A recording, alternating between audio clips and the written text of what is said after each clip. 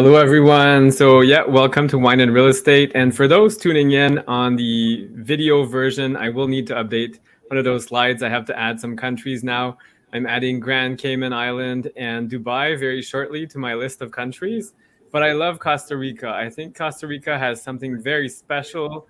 And today I'm really excited to have Costa Rica Matt, as he's put it on the screen, talking to us live from Costa Rica. I think it's a beautiful country. And what I like is the friendliness. It's a beautiful, very friendly country. And Matt fits right in, I find, anyway. So welcome, Matt. And I know you got some exciting news. So people that have been listening, I know we had a conversation a few months ago, but now your situation has changed. And if you could tell us more about it. Absolutely. I was offered the opportunity to become co-owner broker of a Coldwell Banker franchise, a new venture where I've gone halvesies, as they would say, down here in Costa Rica, mitas, with an extremely important colleague for me, a guy named Larry Graziano, who originally offered me the opportunity to join Coldwell, one of the franchises in the country, 5 years ago in 2017, when I had really decided to go from splitting my time between a nonprofit and some real estate to becoming a full-time realtor. He was the one who said, well, you should join us in Coldwell Tamarindo. And only recently, as of June, Larry offered me the chance to open a new franchise with him. And we took the opportunity after some pretty brief conversations with my wife. You know, we had always had the goal of owning a franchise here in the country. And Larry was the person with whom, you know, I've done business for years and years and years. And it was a really easy decision to make because I was going into business with somebody that I've had a lot of success with in the past. Yeah, and that's a key. I do a lot of real estate investing, so in a different way, but it's important to know your partner because you are partnering, you're going half-seas, like you said, or mitos? How did you say it? Mitas, yeah. Mitas. Okay, you're going mitas. So there's a lot of repercussions and things to think about, your reputation and all that. But if it's someone you know, like, and trust, and you've already worked with them for years, I mean, yeah, you're going to discover a few things, but overall it should be kind of easy.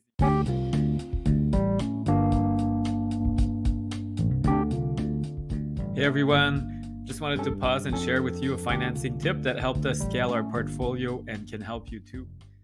Hi, I'm Dalia, founder of Streetwise Mortgages, and in today's episode, I would like to share with you some of the common misconceptions about financing.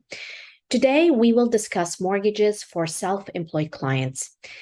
Some self-employed clients believe that they cannot get a mortgage until they have completed 2 years in business and have paid themselves through the business for 2 years to qualify for a mortgage. This is not entirely true. Let me explain. If you are a self-employed client, you actually have several options when it comes to mortgage financing. Option number one is to qualify with the banks. This option gives you the best financing terms with respect to rates, amortization, and down payment. For that, the banks need to see that you have been in business for at least 2 years and that you have paid yourself enough from the business over the 2 years to qualify for the mortgage. In addition, they want to see that you do not have any taxes owing to Revenue Canada. Paying yourself from the business can be in many forms, including T4 income, dividends, or a combination of the two. And that is if you're incorporated. If you are a sole proprietor, they would look at net business income. Over the 2 years, if your most recent income is greater than the previous year, they would average the two. And if your most recent year is less than the previous year, they will take the lower of the two. So that's the option with the banks. Option number two is Also with the banks, however, there are programs on the street that will supplement your personal income that you're paying yourself from the business with some of the business income. So say, for example, that you are incorporated and that you need $120,000 to qualify for the mortgage, and that you've been paying yourself from the business consistently $100,000 in the form of dividends. Now, what they'll do is they're going to look into your business financials, and they're going to take a percentage of the profit that the business has earned over the 2 years, so they can add that to your personal income to help you qualify. Again, this program is not available with all banks, but it is out there with some of the banks. The third option is to qualify with an alternative lender, or what's called a B lender. B lenders are more flexible when it comes to income for self-employed clients compared to the banks, but they charge you a higher interest rate, and they also charge something called a lender fee. Their interest rates generally are 1 to 1.5% higher than the bank rates, and their lender fee is around 1% of the loan amount. The beauty, however, about the B lenders is that they work with what's called stated income, meaning they do not need to see that you have filed your tax returns or that you're paying yourself income from the business on your T1 generals. Instead, they review your business bank account statements, and they will gauge how much money you earn by the revenue deposits in that account, as well as the business expenses. There will always be a trade-off when it comes to mortgages for self-employed clients. With the banks, you will get better terms, but you'll have to pay yourself enough from the business to qualify, and therefore your personal tax bill will be higher. While with the B lenders, your mortgage rate will be higher, but you can qualify without paying yourself as much from the business. The key thing is to make an informed decision. You need to sit down with your mortgage broker and plan the optimal amount of income needed to qualify for the mortgages you want to qualify for, and to discuss your goals and to work out what that income looks like, and then to engage your accountant in the conversation to make a final decision around how much you need to pay yourself from the business to qualify. If you are currently self-employed with a B lender and you are looking for cheaper options when it comes to mortgage financing, or if you're looking to grow your portfolio and you're looking to understand your options as a self-employed client, or plan your income to qualify for the best terms, our team at Streetwise Mortgages would be happy to assist you. Contact us at info@streetwisemortgages.com. Cheers to your success. So why the transition? Because I think you were with some other big name, then you went on your own, and now you're going back, but differently, like to a different, your own brokerage. So. Yeah, exactly. I had been with Coldwell Banker in Tamarindo, one of our tourism hubs in Guanacaste. I went independent very much because I wanted to own my own brokerage. And that to me was the biggest goal. I don't, especially in our industry down here, one of the biggest things that big brokerages provide for their agents are those leads and the following and sort of that, all of the opportunity. I was generating a lot of that on my own through YouTube. And so really I wanted to be owner of something. And, my wife and I a year ago had decided to go independent because essentially Larry, my business partner now, was not ready and not, starting a business then. And, in going back to Coldwell, one of the biggest advantages in our market, obviously, is the trust that everyone has for one of the oldest names in real estate, especially when people are making the decision to buy property in Costa Rica. There's a lot of trepidation, and there are, rightfully so, they have trust issues reaching out to somebody to guide them on their investment. And so reaffiliating myself with, a company that's been around for over a century, that is so widely known as Coldwell Banker really brings a lot of the trust that people want to have, automatically just by having that association. And at the same time, it also allows me to be a part of a really large national team. In Costa Rica, we don't have the same quantity and quality of large real estate brokerages. Really, there are only a few of the international brands here. You see Remax, Coldwell Banker, Century 21 to a small degree, and Keller Williams as well, although they're mainly associated with a different area of the country. And Coldwell Banker really stands out as the only brokerage that is coordinating on a national level at a way that's very effective to support their local franchisees, and really with a model that I think incorporates a lot of systems that aren't typically part of how a brokerage operates in Costa Rica, but that Coldwell brings to the table to really try and stand out. Yeah, and is Coldwell Banker, I think it's American, or is it British? Originally, yeah, American. Okay, perfect. It's all over Canada as well. So, I mean, it's a well-known name. When you see that, you're right. You do feel, okay, I can kind of trust them, and I could ask what's the resource and all that. And it's well set up, and the website and the branding and their standards. So that's amazing. Have you seen an uptick in your business? I know it hasn't been very long, but has it changed anything? Or for me, my funnels are the same whether I'm working with Coldwell. I do see now that I have a lot more networking and promoting my listings, and that all of a sudden I definitely have more leads coming in. It is too early to tell or to see a major change in my business, because usually we're working on I'd say that the average time between first contact and a purchase might be close to a year in Costa Rica. makes sense because it's out of country buyers. And Absolutely. And more than anything, I've seen an uptick in the efficiency that I'm able to promote my listings. Really, the tech background that Coldwell has working for us as a national company is better than what I was able to manage on my own. And in joining with Larry, he brought a team of people that are also wonderful to work with, rather than trying to do everything between myself and my wife. So that's been the most substantive changes so far.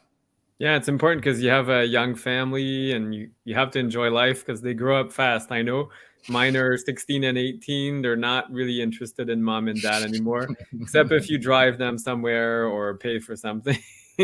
So enjoy them while they're little or smaller. And yeah, because it really flies by. And so it's interesting that your wife's involved.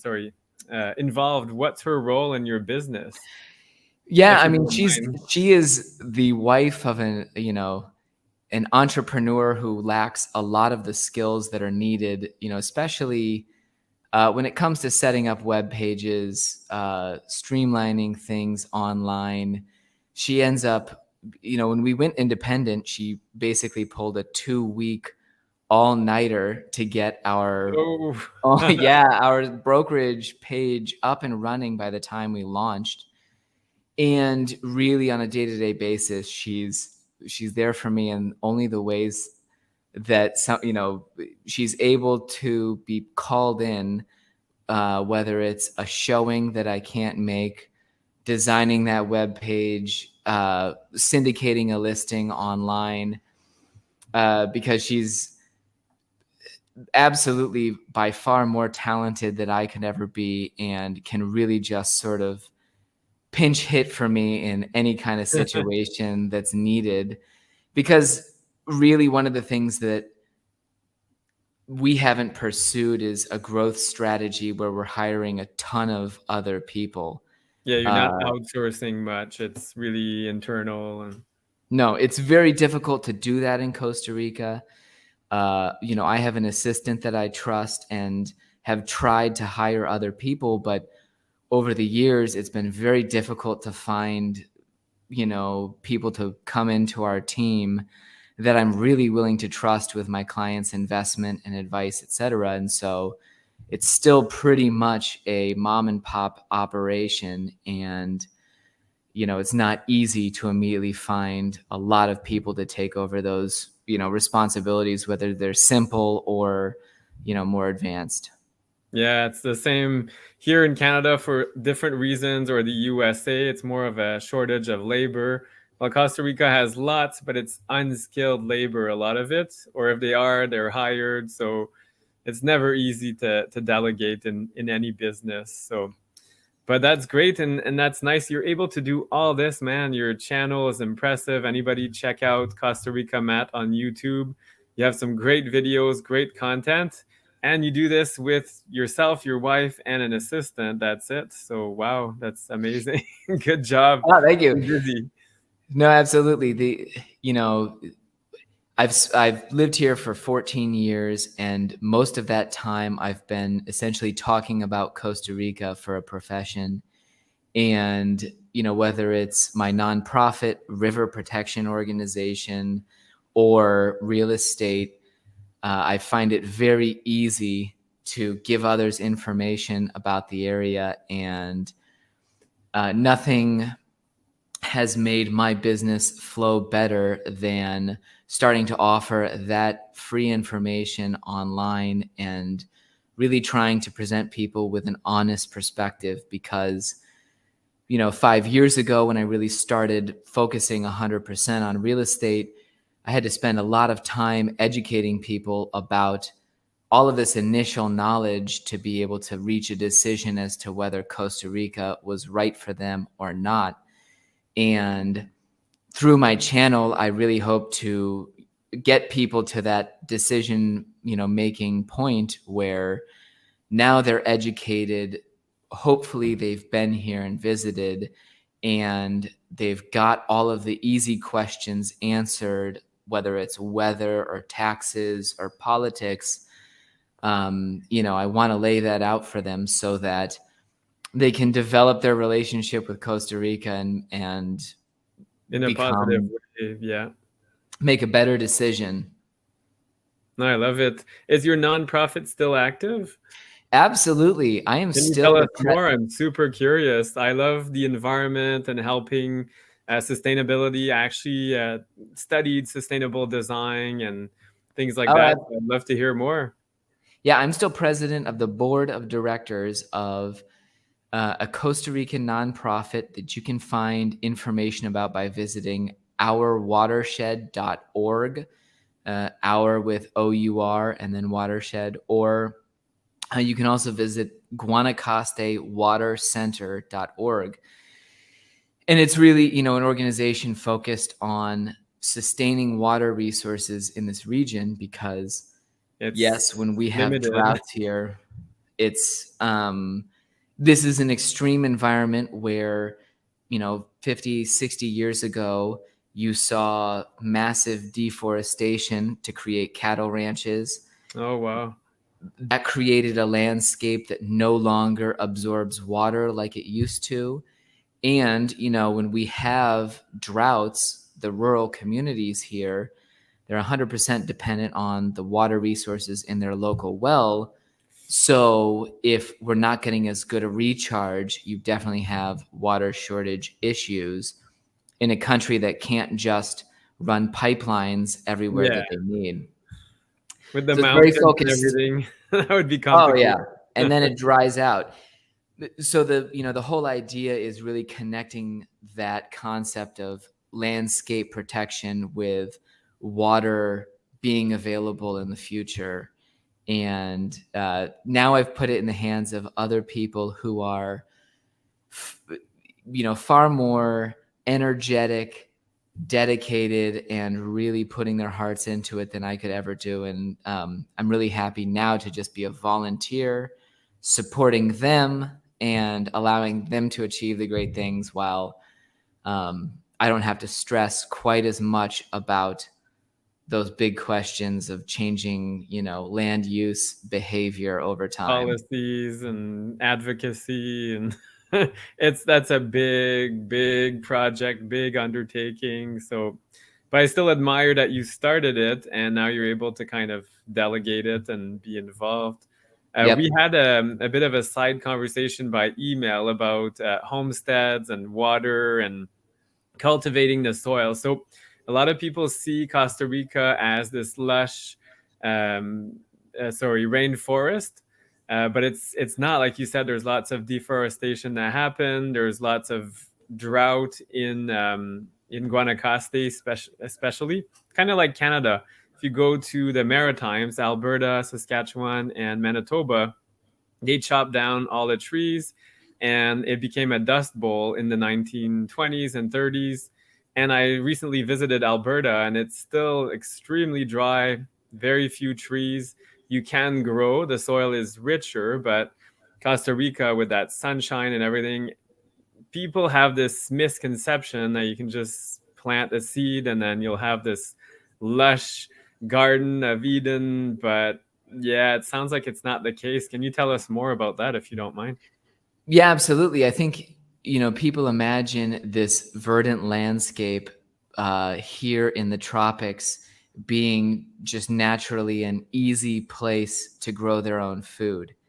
And one of the common expat stories we get are a lot of people who want to get back to the earth, restart their lives as someone who is much more connected, growing their own healthy, organic veggies, etc.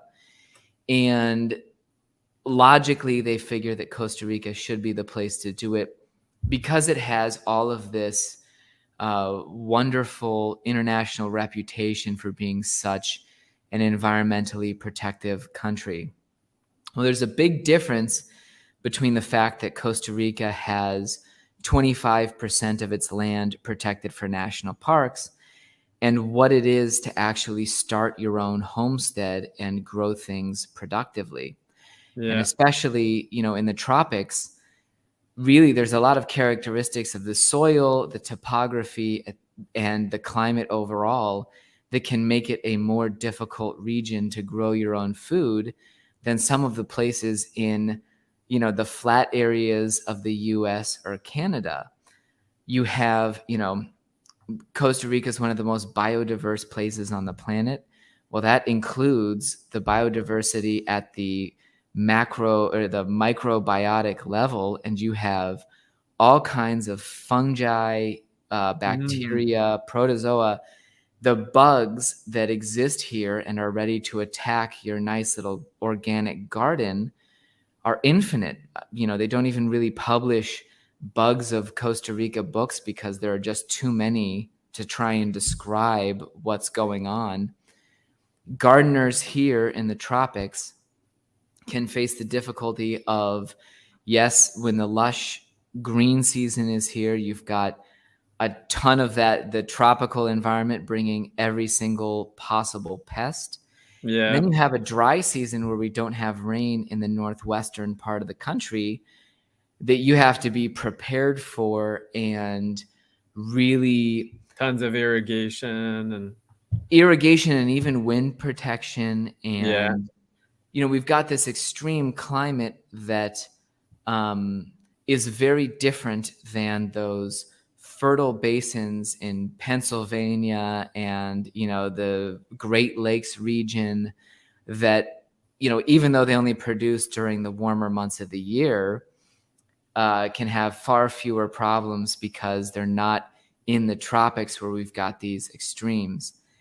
And so frequently I find myself advising people considering Costa Rica that moving back to the earth would be wonderful, but combining that experience and, going through your own initial homestead plus moving to a foreign country is a lot to put on your personal plate. You should come down here and start with chickens. Yeah, that's easier. Get one or two. Next year, add some garden space. Next year, and work your way into it. But yeah, the idea of moving to Costa Rica and transforming yourself from a day trader in the US or Canada to somebody who can grow a variety of crops in a tropical country is a bit of a fantasy. Yeah, and I love the conversation you had. It was a bit different, but about starting your business in Costa Rica. This is the same idea. You'll need to know what the locals do. Like Canada, for winter, like a farm, I am not a farmer by any means, but I mean, there's certain plants you have to bury because of the frost. But the frost is our enemy and also our ally because it does kill all the bugs and parasites. And then spring comes, everything's dead, and it starts over. Costa Rica doesn't have that. A dry season maybe kills off a lot of things, but also the language. So you learn to speak Spanish fluently. Anyway, I heard you on YouTube. It sounds quite fluent.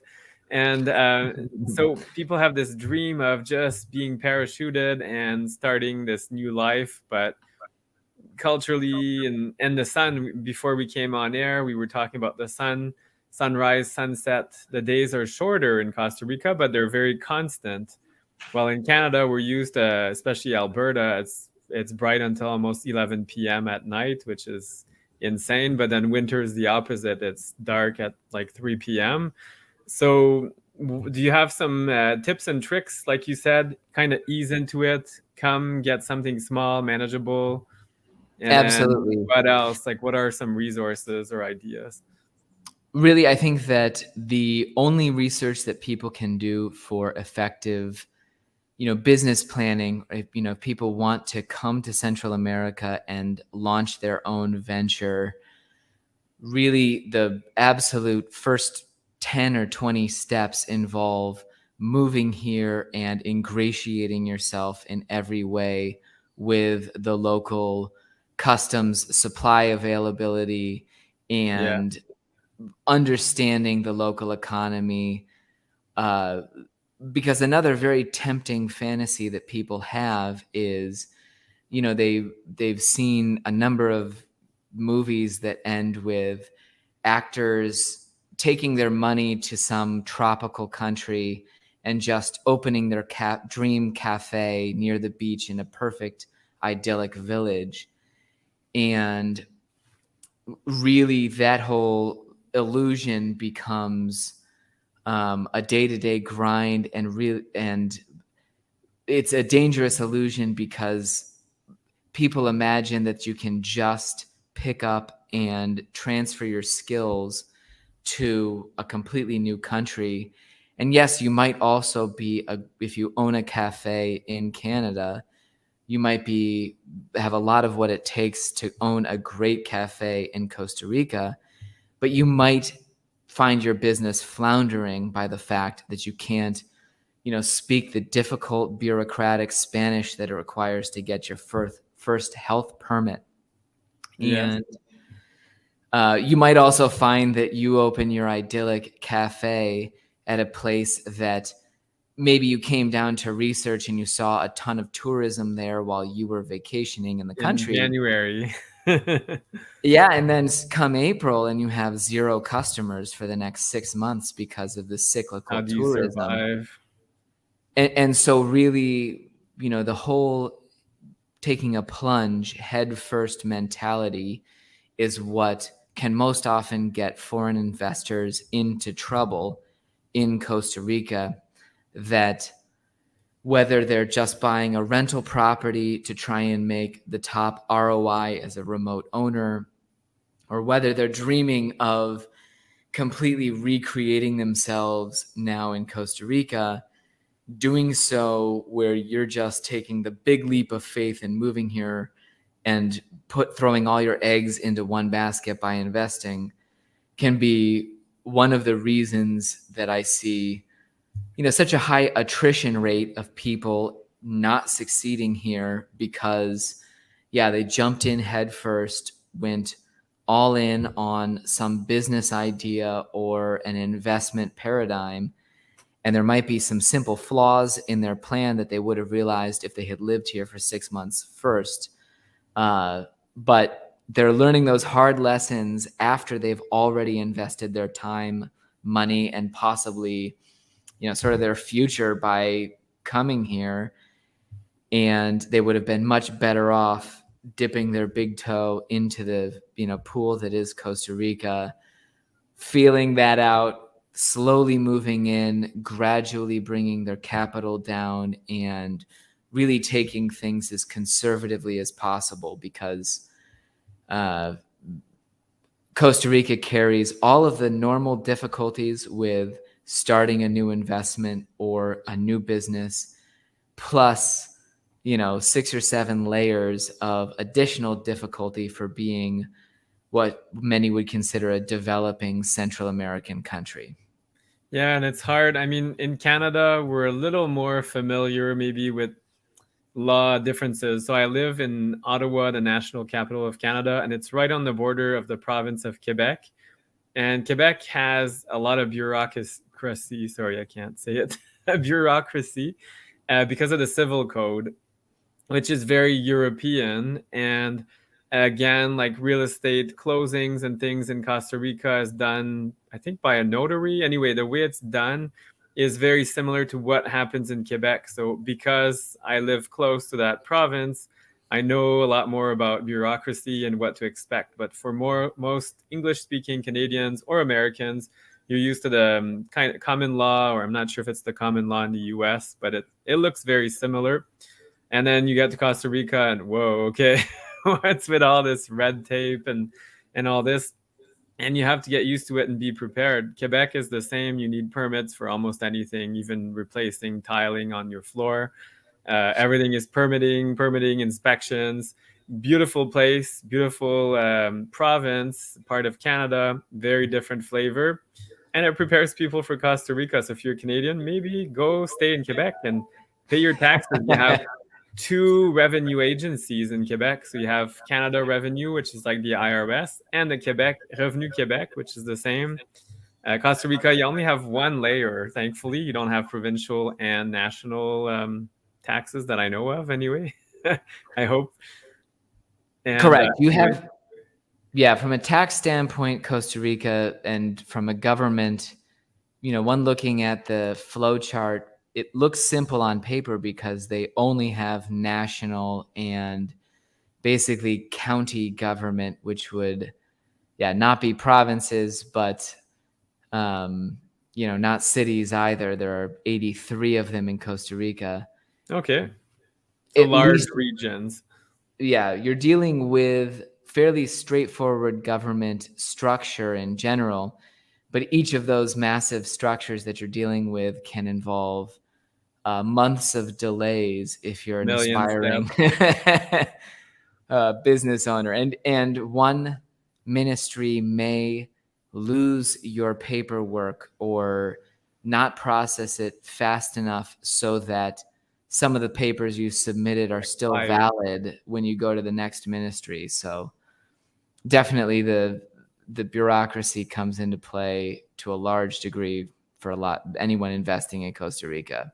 Yeah, it really does. And that's why I like your example. You've been in the country 14 years. You were doing your nonprofit. I'm sure that was challenging. And then you kind of eased into real estate more and more and more now with your own brokerage or partnership. So I think it's a very smart move and great advice. Thank you so much, Matt. Time flies. It's already time to kind of end this conversation. But if people want to reach out to you and learn more about your exciting listings and what you're up to and your honest advice, that's the thing I think I like the most is you're not gonna just going to sell us anything and say, oh, yeah, you're going to grow peas everywhere and it's going to grow on your rooftop. You're really honest. And that's a rarity in 2022. So what's the best way to get a hold of you? You can email me at matt@cbpacificrealty.com.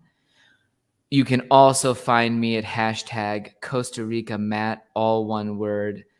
If you put it in Google or YouTube, you should run across my information. Excellent.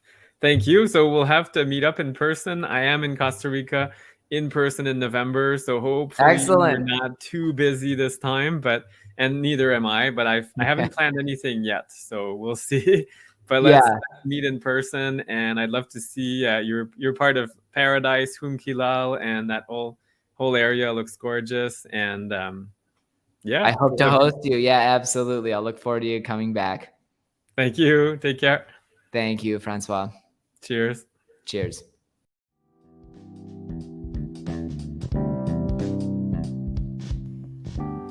Hey there, listeners. We hope you enjoyed this latest episode of the Wine and Real Estate podcast. Yes, absolutely. You can find us on Instagram. Our handle is wine_and_real estate. So wine and real estate. On Facebook, FL Homes Corp. And you can also find us on our YouTube channel. Yes, and please make sure to give us a rating, 5 stars, or any comments. We'd love to hear from you. And we love suggestions as well. Cheers. Yeah, chin chin.